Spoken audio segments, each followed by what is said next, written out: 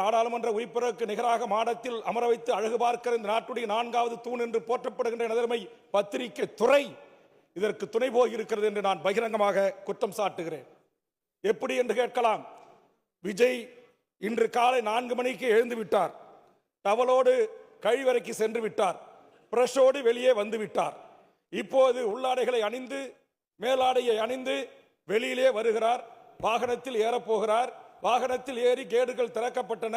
வீதியில் சென்று கொண்டிருக்கிறார். இதோ பாருங்கள் நேரடி காட்சி.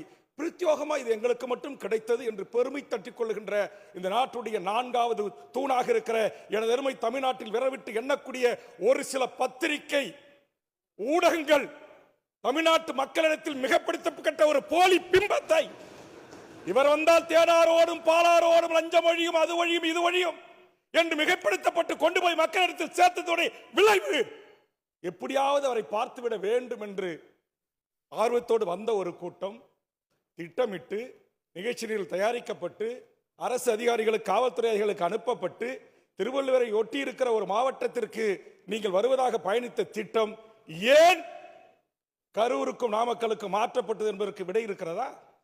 நான் கேட்கிறேன். சமூக நீதி தளத்தில் சாதி ஒழிப்பில் தமிழ் மொழி தமிழ் அறிஞர் சமூக காவலர்களை போற்றுவதிலிருந்து இந்த மண்ணுக்கு தொண்டாற்றுகின்ற திராவிட முன்னேற்ற கழகம் என்கிற மகத்தான பேரியக்கம் தந்தை பெரியார் பேரறிஞர் அண்ணா தலைவர் உள்ளிட்ட தலைவர்களை போற்றுகிற நிகழ்வாகவும் இன்றைக்கு அது நடத்திய அந்த சமூக நீதி கருத்தில் கொண்டு நடத்துகின்ற அந்த கரூரில் அங்கிரிய மாவட்ட கழக செயலாளர் செந்தில் பாலாஜி அவர்களால் மாண்புமிகு தமிழ்நாடு முதலமைச்சர் அவர்களால் வழங்கப்பட்ட அந்த விழாவை பல்லாயிரக்கணக்கான மக்கள் கூடியிருக்கிறார்கள். மிக கட்டுப்பாட்டு ஒழுங்கோடு நடத்தப்பட்டிருக்கிறது. வருகின்ற ஒவ்வொரு திராவிட முன்னேற்ற கழகத்தின் தொண்டர்களுக்கும் உணவிலிருந்து தண்ணீரிலிருந்து அத்தனையும் பார்த்து செய்யப்பட்டு மிகப்பெரிய வரலாற்று மிக்க ஒரு கூட்டத்தை அவர் நடத்தியிருக்கிறார். நாளுக்கு நாள் அவரும் அவருடைய திராவிட முன்னேற்ற கழகத்துடைய டீம் ஒர்க் தலைமைகளும் அவருடைய அவை முன்னவர்கள் பொதுச்செயலாளர் மூத்த அமைச்சர் பெருமக்களும் ஒரு மாநாட்டை எப்படி நடத்த வேண்டும், ஒரு கூட்டத்தை எப்படி நடத்த வேண்டும் என்று மிகச்சிறப்பாக நடத்துகிறார்கள். பேசுபொருளாக மாறுகிறது. உடனே பயணத்திட்டம் ரத்து செய்யப்பட்டு பயணத்திட்டம் மாற்றப்படுகிறது. அந்த பேசுபொருள் அல்ல. நாங்கள் தமிழ்நாட்டின் எல்லா முனைகளிலிருந்தும் என்னிடத்தில் ஆதாரம் இருக்கிறது. ஒரு தலைமை கழகத்துடைய நிர்வாகி பேசுகிறார். தமிழ்நாடு முழுக்க இருக்கிற அந்த மையத்தை ஒட்டி இருக்கிற மாவட்ட செயலாளர்களுக்கு நம்முடைய தலை வருகிறார், நம்முடைய தளபதி வருகிறார், நாம் நம்முடைய வெயிட்டை காமிக்கணும், பல்லாயிரக்கணக்கான பேர் வரணும்னு டார்கெட் கொடுக்கப்படுகிறது. அந்த ஒளிக்காட்சி சமூக வலைத்தளத்தில் பரவி கொண்டிருக்கிறது. அப்படி கொடுக்கப்பட்டு பல்வேறு மாவட்டங்களில் இருந்து வந்து குவிக்கப்பட்ட ஒரு கூட்டம் ரசிகத் தன்மையோடு பார்க்க வந்து காலை 7 மணியிலிருந்து காத்து கிடந்த ரசிகர்கள் பெண்கள் ஆர்வத்தினால் பார்க்க வந்த கூட்டம் என்று கட்டுக்கடங்காத ஒரு கூட்டம் அனுமதி கொடுத்த இடத்தில் கூடியிருக்கிற ஒரு சூழலில் 12 அடி கொண்ட ஒரு பேருந்து மொத்தம் 22 அடி கொண்ட சாலையில் 12 அடி பேருந்து ஒரு எல் போட்டா எல் விடக்கூடிய இடத்தில் அறிவில் தன்மையாக அறிவில்லாத தனத்தோடு அதை ஓட்டச் செய்து 60 கேமராக்களிலே பணம் பிடித்து நாளை தன் பணம் ரிலீஸ் ஆவதற்கு பயன்படுத்திக் கொள்ளலாம் என்று திட்டமிட்டு ஒரு இடத்தில் குவிக்கப்பட்டதனுடைய விளைவு இந்த நெரிசல், இந்த மூச்சு திணறல், இந்த விதிமுறை. இன்னும் சொல்ல போனால் 1.5 வயது குழந்தை மயக்கமுற்று கிடக்கிறது. அந்த குழந்தையின் தாளில் ஏறி நின்று தன்னுடைய கதாநாயகனை புகைப்படம் எடுப்பதற்காகவும் அந்த பக்கம் நோக்கி செல்ஃபி எடுப்பதற்காகவும் அந்த குழந்தையை முறித்து குதித்து செத்தனுடைய விளைவு வெளா எலும்புகளும் தாடை எலும்புகளும் முறிக்கப்பட்டிருக்கிறது மருத்துவ அறிக்கை சொல்லுகிறது. இறந்தவர்களில் 14க்கு மேற்பட்டவர்கள் வேலிமேல் ஏறி நின்றதன் காரணமாக விலா எலும்பு முறிக்கப்பட்டிருக்கிறது என்று மருத்துவ ஆய்வுக்குறு அறிக்கைகள் சொல்லுகிறது. முதலமைச்சர் அவர்கள் சொன்னார்களே 152 மருத்துவர்களை கொண்டு 14 மணி நேரம் அந்த போஸ்ட்மார்ட்டம் செய்யப்பட்டு கொடுக்கப்பட்டிருக்கிறது. ஆனால் என்ன வதந்திகள் பரவின. வாட்ஸ்அப் உலகம், இணைய உலகம், சமூக உலகம் 1000 ரவுடிகளை கொண்டு வந்து அங்கு செந்தில் பாலாஜி இறக்கினார். கத்தியோடு வந்தார்கள், கீறினார்கள், கொலை செய்தார்கள் என்றார்கள். கழுத்திலே துண்டை போட்டு மர்மமான முறையிலே நெறித்துக் கொண்டார்கள் என்றார்கள். அதோடு இல்லை, நாம ஒலி காட்சிகளை பல தொலைக்காட்சிகள் பதிவு செய்திருக்கிறார்கள். தண்ணீர் பாட்டில் குடிச்சிட்டு மிச்சம் இருக்கு, அதை தூக்கி முதலமைச்சர் குறிப்பது அட்டென்ஷனை கிரியேட் பண்ண வீசுகிறார்கள். அந்த தண்ணீர் துளிகள் தெரிக்கிறது. அந்த தண்ணீர் துளிகளை சொன்னார்கள் மனச்சாட்சற்ற மடையர்கள் சொன்னார்கள். அங்கு மயக்க மருந்து தெளிக்கப்பட்ட காட்சியை பாருங்கள் என்று அம்பு குறியிட்டு ஒரு குறிப்பிட்ட கட்சி, தேசிய கட்சிக்கு சொந்தக்காரருடைய இணையதளம் பரப்பியது. உண்மைக்கு மாறான செய்திகளை பரப்பியது. அப்படி பரப்பியதற்கு விளக்கம் சொல்ல வேண்டிய பொறுப்பும் கடமையும் மாண்புமிகு முதலமைச்சர் நினைத்திருந்தால் இங்க இருக்கிற மாவட்ட கழக செயலாளர்களை, மூத்த அமைச்சர்களை, கழக பொதுச் செயலாளரை இதற்கு பதிலளிக்க அனுமதித்திருக்கலாம். அவர்களும் சக மனிதர்கள் தானே, உணர்ச்சி வயப்பட்டு ஏதாவது தவறாக பேசிவிட போறாரு என்பதற்காக மூத்த ஒரு IAS அதிகாரி அமுதா அவர்களை நியமனம் செய்து, அதே போன்று நம்முடைய ADGP சட்டம் ஒழுங்கு திரு டேவிட்சன் ஆசீர்வாதம் அவர்களை அனுப்பி இப்படி வதந்தி பரவி கொண்டிருக்கிறது. உலக தமிழர்கள் மத்தியில் மிகப்பெரிய பதட்டம் தொட்டிக் கொண்டிருக்கிறது. அதனால் தயவு செய்து இதற்கு ஒரு முடிவு எடுக்க வேண்டும், உண்மை செய்தி மக்களுக்கு சொல்ல வேண்டும் என்கிற நல்ல நோக்கத்திற்கு சட்ட ஒழுங்குக்கு பொறுப்பாக இருக்கிற முதலமைச்சர் அவர்கள் ஒரு பத்திரிகையாளர்களை சந்திப்பை நடத்தி அங்கு ஏன் மின்சாரம் நிறுத்தப்பட்டது, அங்கே ஏன் மின்சாரம் இவர் வர்றதுக்கு முன்னாடி எல்லாம் டிரான்ஸ்ஃபார்மர்ல யாரும் ஏறி உட்காடுறான். நம்மளாம் கூட்டம் போனால் இங்கே இருக்கிற எல்லா தலைவரும் அதிமுக உள்ளிட்ட எல்லா தலைவருடைய கூட்டம் சேரில் தான் போய் உட்காரோம். டிரான்ஸ்ஃபார்மர்ல ஏறி உட்காராது, கரண்ட் கம்பி பிடிச்சி தொங்காது, மரத்து மேலே ஏறி தொங்காது, குடிசை வீட்டில் மேலே ஏறி நிற்காது, ஓடு இருக்காது, உடஞ்சி உள்ள உந்தா செத்து போடுவோன்னு தெரியாத அந்த ஓட்டில் ஏறி உட்கார மாட்டான்.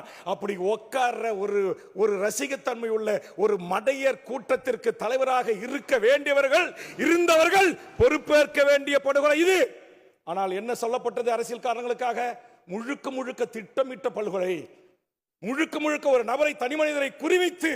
ஒன்றும் இல்லை, மாநாடு நடத்திருக்காரு, மிச்சம் இருக்கிற பாட்டில் அவங்க கரூர் மாவட்ட திமுகன்னு அதை ஒட்டியிருக்காங்க. நைட்டு 2 மணிக்கு ஹாஸ்பிட்டலில் தண்ணி இல்லை, குழந்தை சொல்லிச்சுன்னு உடனே அலுவலகத்தில் போய் எடுத்தா பண்ணாங்க. அதில் அவர் மாநாட்டுக்கு அந்த மீந்த பாட்டில் ஸ்டிக்கர் ஒட்டிருக்காரு. என்ன தவறு? அதை போய் கொடுத்தது அரசியல் என்று பேசக்கூடிய இதுதான் அரசியல்.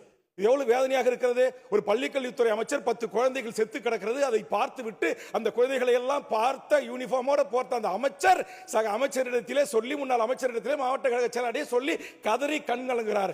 அதை ஒரு தலைவர் அதை எவ்வளவு கேவலமாக, எவ்வளவு கொச்சைத்தனமாக இவர்கள் பேசி வெளியிடுகிறார்கள், அறிக்கை வெளியிடுகிறார்கள், தொலைக்காட்சிகளை சந்திக்கிறார்கள் என்றால் இதுதான் கேடுகட்ட அரசியல், இதுதான் நாகரிகமற்ற அரசியல், இதுதான் பண்பாடற்ற அரசியல். இந்த அரசியல் தளத்தில் நானும் ஒரு இயக்கத்தின் தளபதியாக, ஒரு தலைவராக, ஒரு தமிழ்நாடு விடுதலை படை போன்ற இயக்க, புலிகள் போன்ற இயக்கத்தை ஆதரித்த ஒருவன் அந்த அரசியலை தூக்கி எறிந்து விட்டு ஓட்டு அரசியலுக்கு, ஜனநாயக அரசியலை நம்பி வந்து இன்றைக்கு 3வது முறை சட்டப்பேரவை உறுப்பினராக இருக்கிறேன். இந்த சாக்கடை அரசியலை நான் நீதிக்கிறேன் என்பதை எண்ணி நான் வருத்தப்படுகிறேன். சரி, எங்க அரசியல் நிலைமை இப்படி இருக்கிறது என்று சொன்னால், நம்முடைய மக்கள் இப்படி புரிதல் இல்லாமல் இவர்களுக்கு பின்னால் அணிவகுக்கிறார்கள் என்று சொன்னால், இன்னைக்கு அந்த தலைவன் செய்து தவறு என்று 50 குடும்பத்திலிருந்து ஒருவர் கூட சொல்ல முடியாத அரசியல் செய்யப்பட்டிருக்கிறதை நான் அறிவேன். ஒருவன் கூட சொல்லலைங்க. இவர் இத்தனை வந்து 7 மணி நேரம் காலதாமதம் வந்தாரு. அதோடு இல்லை, நான் கேட்கிறேன், இதுல என்ன பின்புலம் இருக்கு? நான் சொல்லுகிறேன், பின்புலமாக இருக்கிறது ஒன்றிய பாரதிய ஜனதா அரசு என்று பகிரங்கமாக குற்றம் சாட்டுறேன். இந்த நாட்டுடைய எத்தனையோ நடிகர்கள் இருக்கிறாங்க, அவங்களுக்கெல்லாம் தனி விமானத்தில் எப்போ வேணுமாலும் ஏறி இறங்க அனுமதி கொடுக்கல. இந்தியா முழுக்க ஏறி இறங்க அனுமதி கொடுக்கல. President and prime minister and chief minister வரக்கூடிய, உள்துறை அமைச்சர் வரக்கூடிய பிரைவேட் கேட்டை அனுமதிக்கல. இவருடைய தனி விமானத்தில் இவர் தனி கார்ல போய் இறங்கி ஏறக்கூடிய அளவுக்கு இவருக்கு எப்படி அனுமதி கிடைக்கப்பட்டது?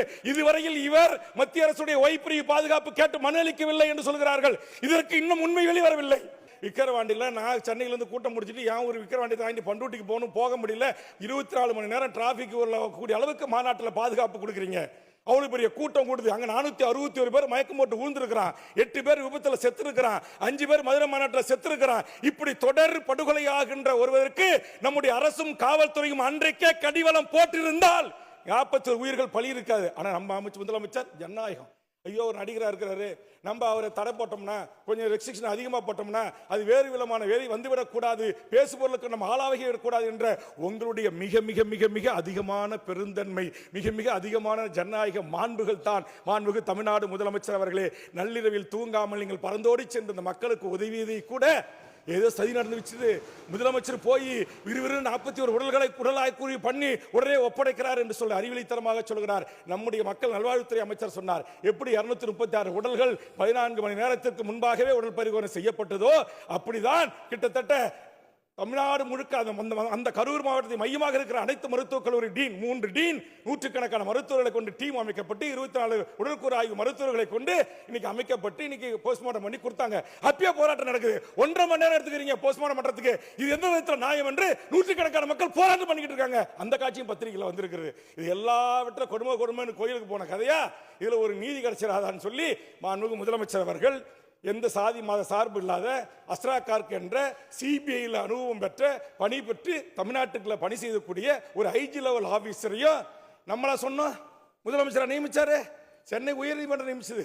அந்த எஸ்ஐடி அதே மாதிரி நீதியரசர் தலைமையில் நீதியரசர் உச்சநீதிமன்றம் சொல்லியிருக்கு பாருங்க. நான் உள்நோக்கம் கற்பிக்கல, உள்நோக்கம் தான் கற்பிக்க கூடாது, விமர்சனம் பண்ணலாம். தமிழர்களே ஐபிஎஸ் 2 பேர்ல இருக்கக்கூடாதுன்னு சொல்வது எந்த விதத்தில் நியாயம்? நம்பர் 1, தமிழ்நாட்டில் இருக்கிற 450க்கும் மேற்பட்ட நாட்டுடைய ஐபிஎஸ் அதிகாரிகளை அவமானப்படுத்துகிற, அவருடைய நேர்மையை, அவருடைய உழைப்பையை கொச்சைப்படுத்துகிற ஒரு செயலாகத்தான் அதை நான் பார்க்கிறேன். அதோடு மட்டுமல்ல, அருணா ஜெகதீசன் ஆணையம் என்பது ஜுடிஷியல் ஆணையம். அது எதிர்வரும் காலகட்டத்தில் இது போன்ற சம்பவங்கள் நடக்காத வண்ணம் சஜஷன், ஆலோசனைகள், அறிவுரைகளை அரசுக்கு வகுத்து கொடுப்பதற்கு அமைக்கப்பட்ட ஒரு பொறிமுறை அது.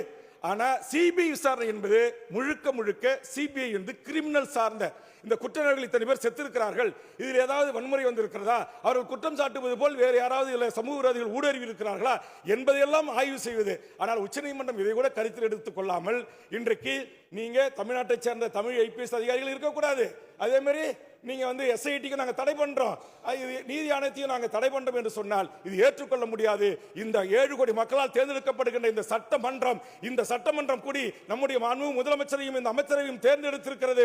ஆக அப்படி முதலமைச்சர் அவர்களாலும் தமிழ்நாடு அரசுகளாலும் இன்றைக்கு அமைக்கப்பட்ட அந்த சிறப்பு புலனாய்வு பிரிவு இல்ல.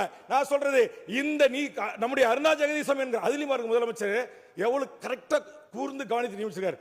அதிமுக காலத்தில் போட்ட அருணா ஜெகதீசன் இதே வேற ஒரு நீதிபதியை போட்டிருந்தா, அவர் திமுக வழக்கறிஞர் இருந்தாரு, பிபிஆர் இருந்தாரு, அவரை போட்டாங்க, அதனால சாதகமாக அறிக்கை கொடுத்தாங்க சொல்வதுக்குள்ள.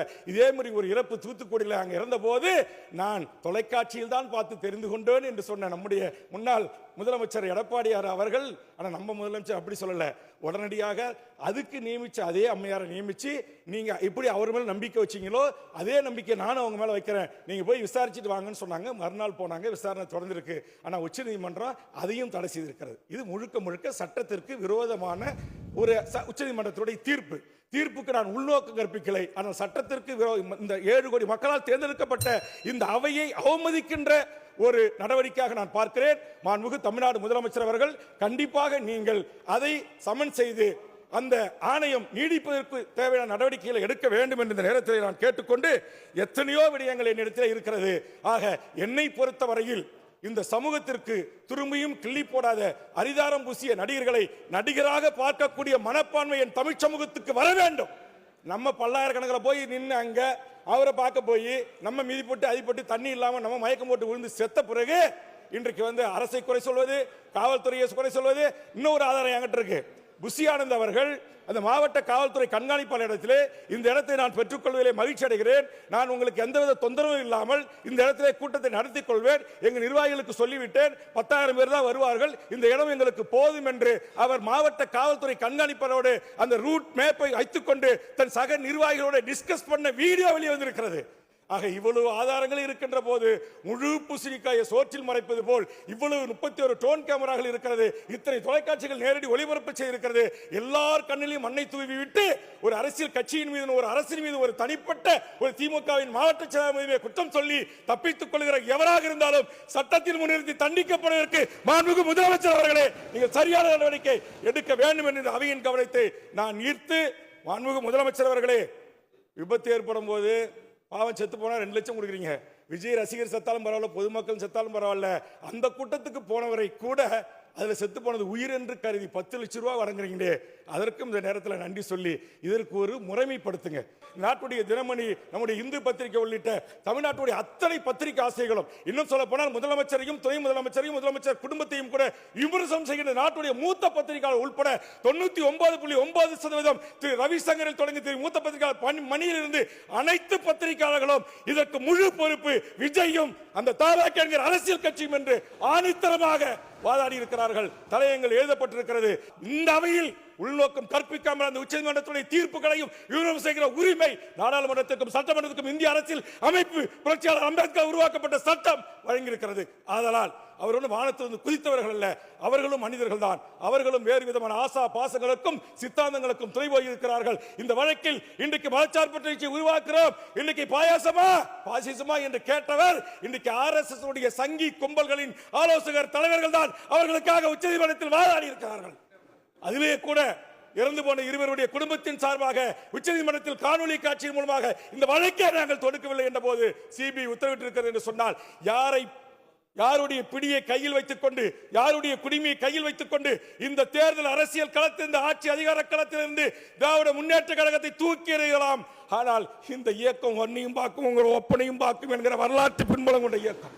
சமூக நீதி என்கிற மகத்தான ஆயுதம் எங்கள் கையில் இருக்கிறது, சமத்துவம் என்கிற ஆயுதம் எங்கள் கையில் இருக்கிறது என்பதை புரிந்து கொண்டு மாண்புமிகு பேரவைத் தலைவரின் வாயிலாக உண்மை வெளிவந்து உண்மையான குற்றவாளிகள் எவராக இருந்தாலும் சட்டத்தில் முன்னிறுத்தி தண்டிக்கப்பட வேண்டும். அதற்கு இந்த அவை நடவடிக்கை எடுக்க வேண்டும் என்று இந்த அவையின் கவனத்தை ஈர்த்து மாண்புமிகு முதலமைச்சர் அமைச்சர் பெருமக்களும் ஆற்றிய மகத்தான பணிகளுக்கும் மருத்துவர்களை ஊசி போட்டு கொண்டு விட்டார்கள், செவிலியர்கள் கொண்டு விட்டார்கள் சொல்றார்கள். அந்த மகத்தான பணியை சகித்துக் கொண்டு செய்தவர்கள் காவல்துறை அதிகாரிகள், மருத்துவர்கள், செவிலியர்கள், அதற்கு உதவி செய்த பொதுமக்கள்.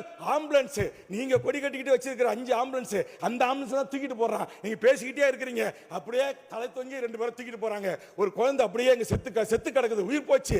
எல்லாரும் தண்ணி அடிக்கிறாங்க, முதலுதவி கொடுக்குறாங்க. 1 வயது பொண்ணு முதலுதவி செய்யறாங்க. அதையெல்லாம் பார்த்துட்டு அட்டென்ஷன் கிரியேட்டா திருப்புவதற்காக வீசப்பட்டது தேங்காய் மட்டை, தேங்காய் பாட்டில்கள், பாட்டில் இருந்த தண்ணிகள். அங்கு எந்த இடத்திலும் திட்டமிட்ட மனிதர்களால் உருவாக்கப்பட்ட கலவரமோ அந்த இழப்புக்கோ காரணம் அல்ல. உண்மையிலே இது ஒரு விபத்து. அந்த விபத்துக்கு காரணமானவர்கள் யார் என்பதையும் அறிந்து உரிய நடவடிக்கைகளை எடுக்க வேண்டும். தமிழ் சமூகம் அப்படியே எல்லாத்தையும் சினிமாக்காரர் சொல்லிட்டாருன்னா அவர் உண்மையை தான் பேசுவார், அவர் ரொம்ப நல்லவர், அவர் ரொம்ப சாஃப்டானவர் அப்படி என்று ஒரு பிம்பம் கட்டி எடுக்கப்பட்டது. அந்த பிம்பத்தை அடைத்து வருவதற்குத்தான் பத்திரிகையாளர் சந்திப்பு நடத்தினார்கள் காவல்துறை அதிகாரிகளும் அரசு அதிகாரிகளும் என்பதை தெரிவித்துக் கொண்டு பேரவைத் தலைவர் வாயிலாக இந்த செய்திகளை கரூர் சம்பவத்தை குறித்து இந்த பேரவையை கவனத்தை ஈர்த்து அமர்கிறேன். நன்றி, வணக்கம்.